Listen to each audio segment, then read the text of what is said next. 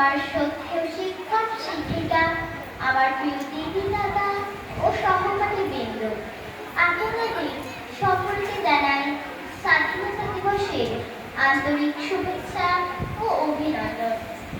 আজ 15ই আগস্ট, ভারতের ৭৯তম স্বাধীনতা দিবস। দীর্ঘ ২০০ বছর ব্রিটিশ শাসনের পরে ১৯৪৭ সালের এই দিনে ভারতবর্ষ ব্রিটিশ শাসন থেকে মুক্তি পায় এবং স্বাধীনতা লাভ করে।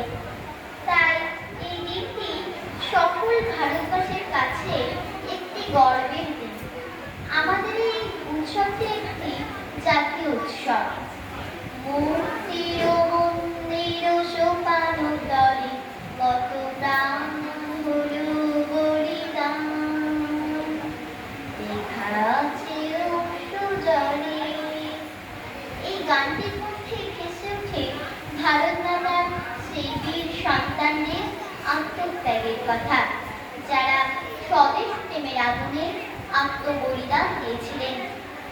ব্রিটিশের রক্তচক্ষুকে উপেক্ষা করে হাসতে হাসতে পাশের মঞ্চে শহীদ হন ভারত মাতার সর্বকনিষ্ঠ 18 বছরের বীর সন্তান ক্ষুদিরাম বসু।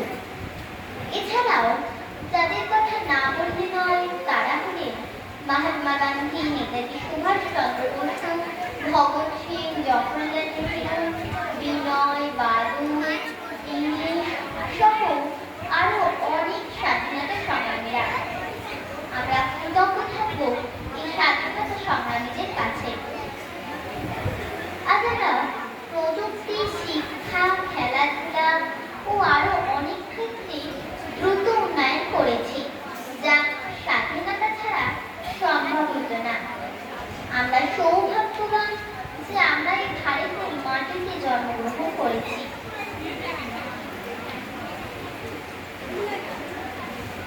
কিন্তু স্বাধীনতা দিবস কেবল অতীতকে স্মরণ করার বিষয় নয়, এটি একটি ভবিষ্যতের কথাও চিন্তা করার বিষয়।